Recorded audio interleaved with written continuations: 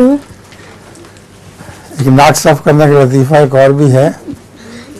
एक बच्चा था, उसके पास एक बड़ी मोटी सी औरत बैठी हुई थी, तो बच्चा बार बार अपने कफ से यूँ करके नाक पहुँचता था।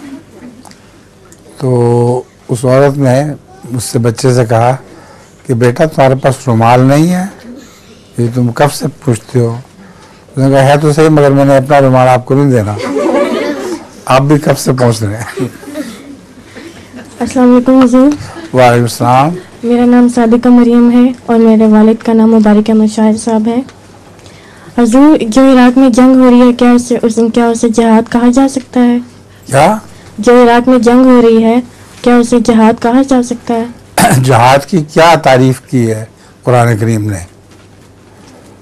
कुरान करीम में जिहाद की तारीफ ये की है, वह इन्नल्लाह अला नस्रिहिम लक़दीर, कि जो जिहाद करेगा खुदा के लिए, अल्लाह ताला उसकी नुसरत पर कादिर है। हज़रत सल्लल्लाहु अलैहि वसल्लम के जितने भी ग़ज़वात हैं, उन सब में खुदा ताला ने आपको फतह दी, हालांकि आप कमज़ोर थे और बहुत थोड़े थे तादाद के लिहाज से। ये खुदा ताला ने जिहाद की इलामत करार दिया है।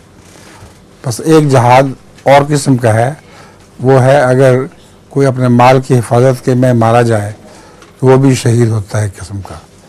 तो इराक़ी इस पहलू से मजलूम है, उनको शहीद कह सकते हैं, और जिहाद की अव्वल तारीख में नहीं आते।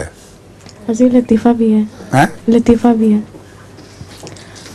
मरीज यूं ही डॉक्टर को अपनी बीमारी के बारे में बताने लगता है तो टेलीफोन की घंटी बजती है और डॉक्टर उधर मसरूफ हो जाता।